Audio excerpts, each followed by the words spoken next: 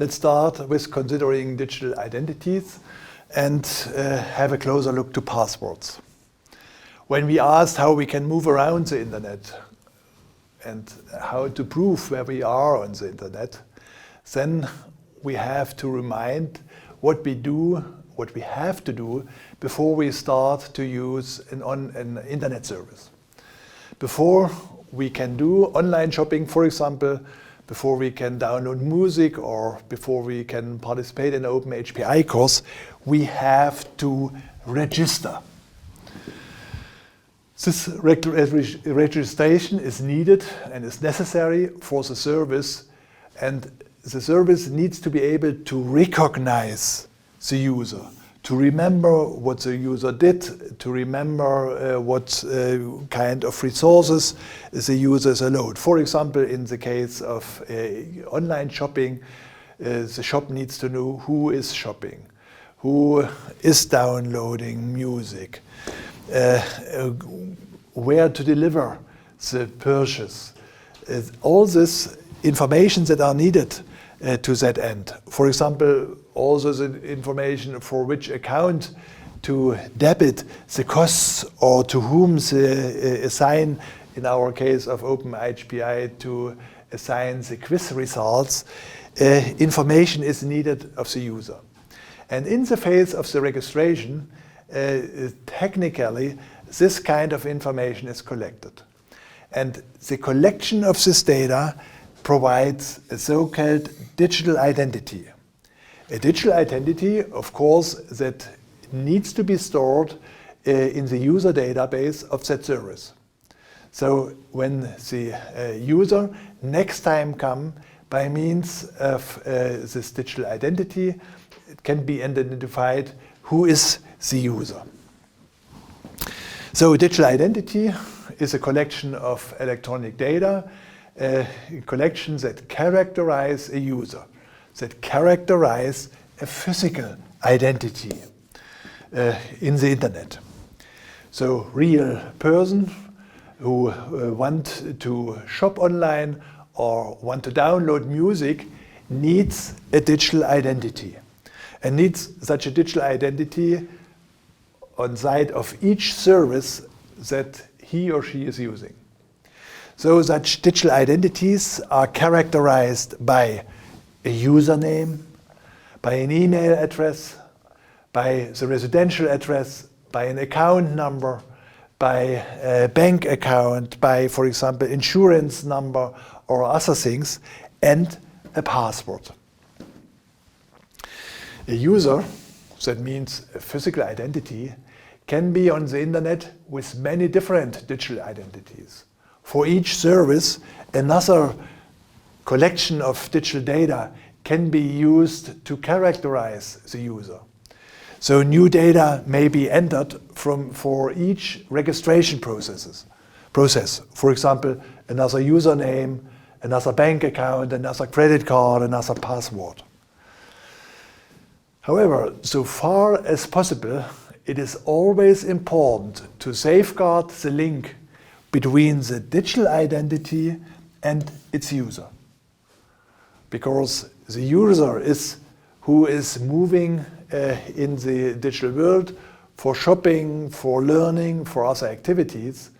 And if it's possible that a third person misuses this digital identity, misuses means to use this digital identity for a wrong person, then misuse is possible.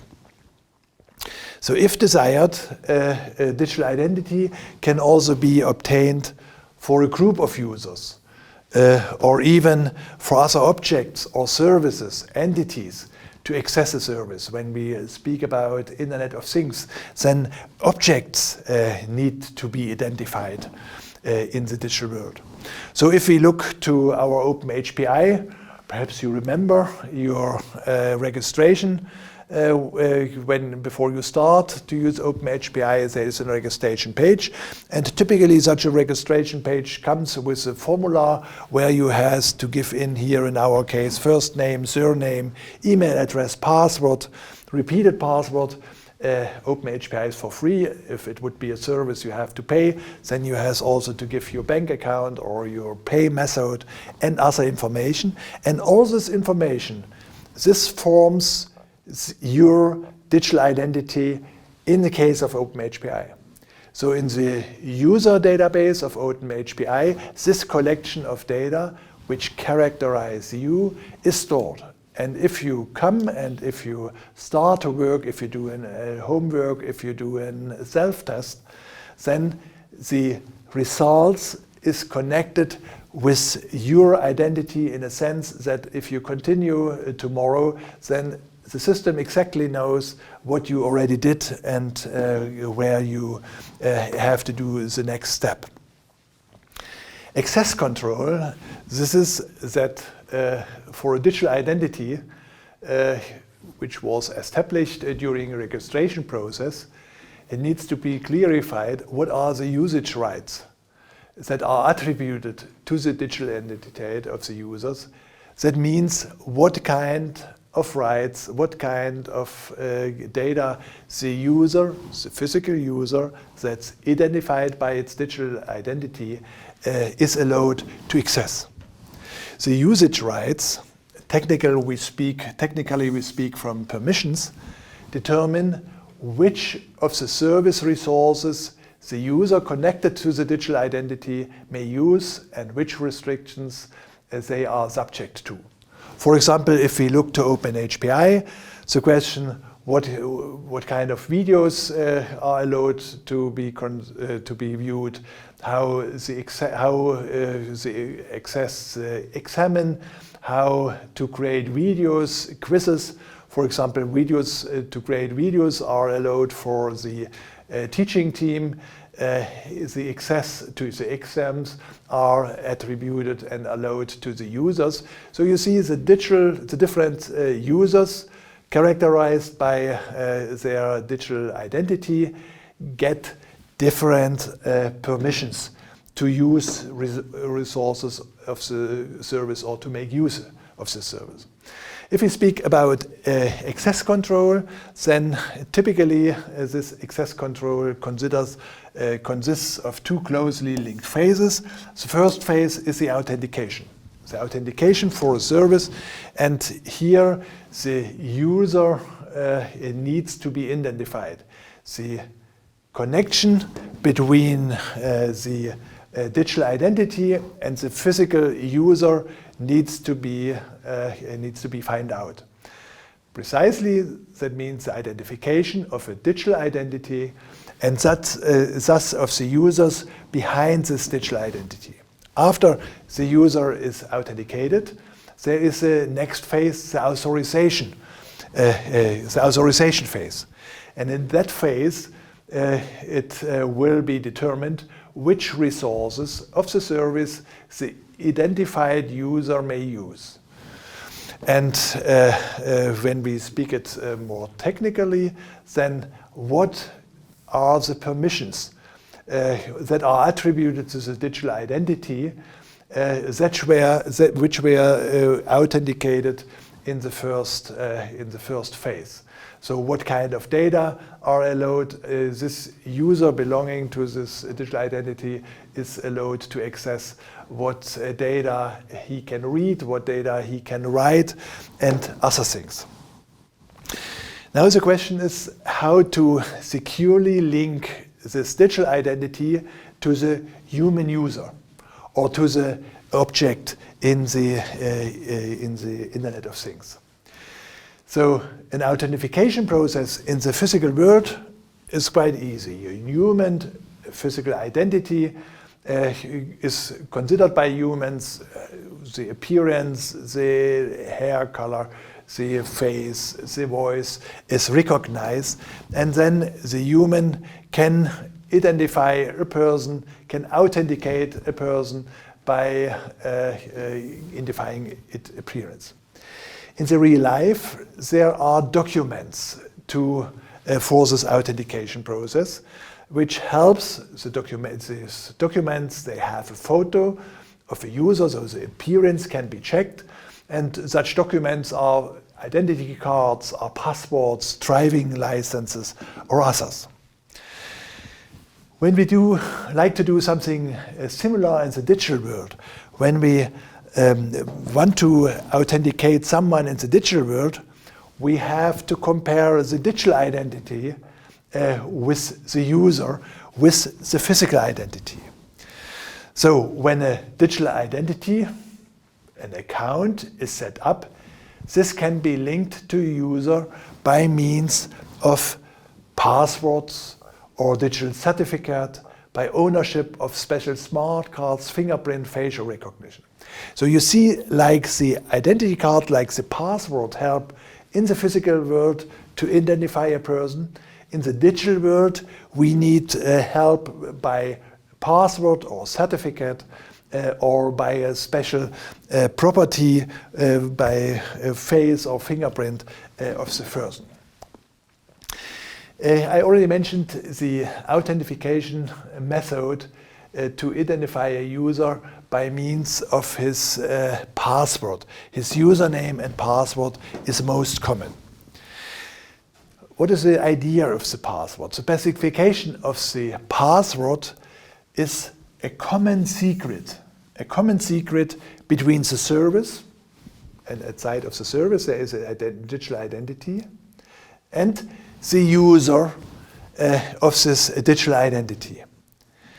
The system checks whether the real user belongs to that digital identity by asking for that secret. So then authentication is done by means of a tuple, the username and the password. And the password, that's a secret that's shared between the user and the service. And the password allows the service to recognize the user behind her digital identity, with the idea that only the user is the one who knows the password as that was saved in the process of registration. So the password is a secret that is shared by the system and the server and the user. The username password authentication is easy to implement, is very common, but it's rather unsafe. Why? It only checks that someone knows something, knows the password. Everyone who knows the password of a user can identify him, herself as the one belonging to the digital identity of that user. So attacker can get the password through various forms of attacks, and then later on they can misuse the user's digital identity simply by identifying themselves with the username of that person and the robbed password. Here one speaks of an identity theft. Identity theft, then, since the attacker misuses the digital identity of a user. And the misuse can consist in buy something in an online shop, downloading some video from a service or others, and the user, the digital identity that's doing this in the eyes of the service has to pay for it. So there are a number of attacks on passwords. Passwords may be guessed, password may be eavesdropped or cracked. There are social engineering attacks, dictionary attacks, man-in-the-middle attacks. We will discuss later on several ones of these attacks. But what is important to remember, this username password authentication is very weak and unsafe. If we look for more secure ways to authenticate a user in the online world, in the internet, then a more secure authentication is achieved when the user is connected to his digital identity via, for example, one-time passwords. This is a mechanism that a password is only valid for one usage. So, and if the user has used the password, then the password is no more valid. Even if an attacker has eavesdropped that password and tries to authenticate by means of this password, that will no more work. Other stronger authentication methods are the usage of smart cards, of special smart cards, the usage of electronic certificates, or others. Some more possibilities for stronger authentication is to also use some physical characteristics, to use some biometric features, for example, fingerprint, or language, or iris, or others. In general, we speak from strong authentication if there are several factors used in the authentication process. The different factors may be knowledge, the user knows something, like in case of password. There is a secret and the user, the real user, knows the secret. But we speak that several factors have to be used in the same time. Another factor could be an ownership of something. The user owns something. For example, the user can present a smart card. And this is another proof that the user is the right one that belongs to the digital identity. And finally, there is a group of physical features, fingerprints, iris, voice, or other things. And we speak of a multi-factor authentication when during the authentication process at least 2 or even more different factors are checked. So we speak of a 2 or multi-factor authentication, and here, for example, in the case of the new identity card in Germany, we have first the ownership. The person can present the card, the identity card. We have a second factor, that is the biometric features. So one sees a photo, there is a fingerprint stored in that card. And finally, there is a third factor, knowledge, that's a PIN, because with this new identity card, the user can also identify, can authenticate him or herself in the internet by means of this card and this PIN.